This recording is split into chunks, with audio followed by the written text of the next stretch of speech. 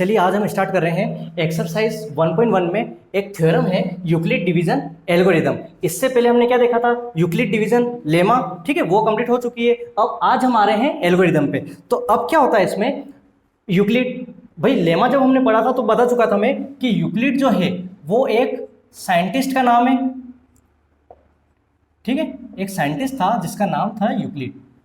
Division किससे related ये theorem रहेगी, डिवीजन से रिलेटेड, तो ये डिवीजन का यहाँ पे शो कर रखा है, ठीक है। उसके बाद में एक अलग वर्ड आ गया एल्गोरिदम। अब एल्गोरिदम में क्या होता है, इसको हम कह सकते हैं स्टेप, ठीक है। जब भी कोई क्वेश्चन स्टेप वाइज हम सोल्व करते हैं तो वो ही होता है हमारा एल्गोरिदम, ठीक है। अब क्या होता है ये एक एग्जाम्पल के थ्रू हम समझते हैं, ठीक है। आप इधर फोकस करना एग्जाम्पल। अब इसमें क्या है, जैसे यूक्लिड जो बंदा है उन्होंने एचसीएफ के बारे में बता रखा है, तो एचसीएफ का मैं एक क्वेश्चन दे रहा हूं, कैसे होगा वो देखते हैं अपन। Find the HCF of 455 and 42, ठीक है।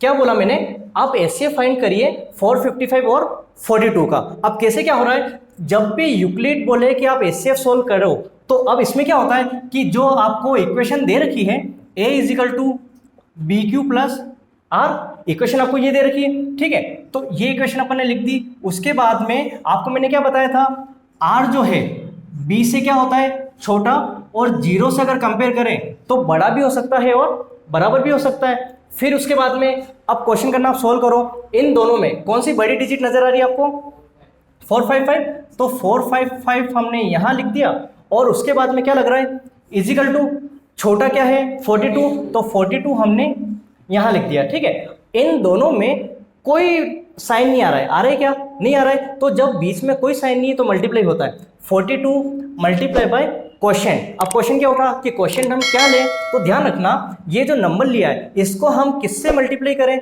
या तो ये आ जाए या उससे कम आ जाए। तो 42 को अगर मैं 10 से करता हूं तो 420 आता है।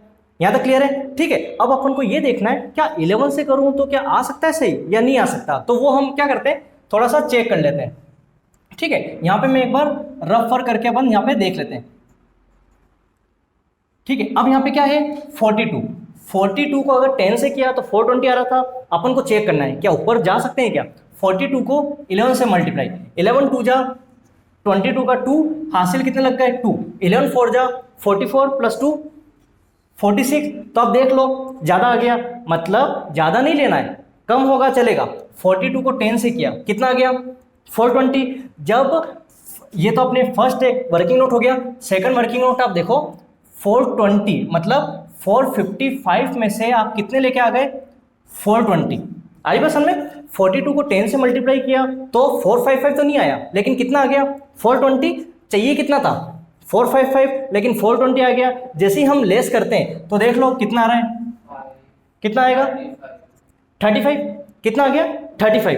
अब जो रिमाइंडर जो बचा वो कितना हो जाएगा प्लस का 35, ये देख लो लिख दिया, ठीक है। उसके बाद में अब इसको ध्यान नहीं देना है, ये देखना है नंबर और ये देखना है, तो देख लो 42 और 35 कौन सा बड़ा 42, और इन दोनों में कौन सा छोटा 35। यहां तक क्लियर है आपके, ठीक है। अब आप सुनो 42 35 हो गया, ऐसा भी आपको समझ में नहीं आए तो 42 तो यहां लिख देंगे अपन, और 35 ये वाली चीज अपन यहां लिख देंगे। अब आप एक चीज देखना, भले हमें 35 का टेबल नहीं आता हो कोई दिक्कत नहीं, 35 को 2 से करूंगा तो ज्यादा ही पहुंचेगा, ज्यादा ही पहुंचेगा, दिख ही रहा है। तो 35 को 1 से कर दो, तो 1 से किया कितना आ गया 35। चाहिए कितना था 42, तो देख लो यहाँ पे कितना चाहिए था 42, उसमें से 35 जो है वो लेके आ गए, कितना बचा 7 बच रहा है, ठीक है। अब 7 बचा तो मतलब 7 क्या हो गया रिमाइंडर हो गया। उसके बाद में इस पे फोकस करो और इस पे देखो, तो 35 तो ये रहा और 7 ये रहा, तो 7 को कितनी बार मल्टीप्लाई करूं, या तो 35 आ जाए या उससे कम आ जाए, कितनी बार 5 बार, 7 5 35। ध्यान रखना तब तक चलते जाओ जब तक कि 0 ना आ जाए। तो देखो 7 5 35 बिल्कुल आ गया, तो आ गया तो प्लस में क्या हो गया 0। यहां तक क्लियर है आपके, ठीक है। अब क्या करना है 0 हो गया तो अब रुक जाओ। अब एल्गोरिदम में समझा दूं आपको, फर्स्ट स्टेप सेकंड थर्ड, जरूरी नहीं कि एचसीएफ के क्वेश्चन करें 3 स्टेप में हो सकता है 1 स्टेप में हो जाए, हो सकता है सेकंड स्टेप लग जाए, तो मतलब ये अपना काम हो चुका है 3 स्टेप में। तो जीरो तो आ गया, बट हमारा आंसर जो होगा ना वो ये रहेगा, और हम क्या बोलेंगे, HCF इजिकल टू 7। ठीक है, अब ये तो हमारा आंसर आ गया, लेकिन अब ये चीज भी तो हमारे मन में उठती है कि भाई HCF होता क्या है। तो HCF की फुल फॉर्म में यहाँ पे आपको मेंशन कर देता हूँ। HCF को हम बोलते हैं हाईएस्ट कॉमन फैक्टर। अरे बस हमें HCF होता है हाईएस्ट कॉमन फैक्टर। बेसिकली अगर अपन देखें तो क्या होता है, HCF दो तरीके से निकालते हैं, एक तो यूक्लिड होता है और एक फैक्टराइजेशन मेथड करके भी हम निकालते हैं HCF। लेकिन अभी यूक्लिड की बात कर रहे हैं तो HCF हमने ऐसा निकाला।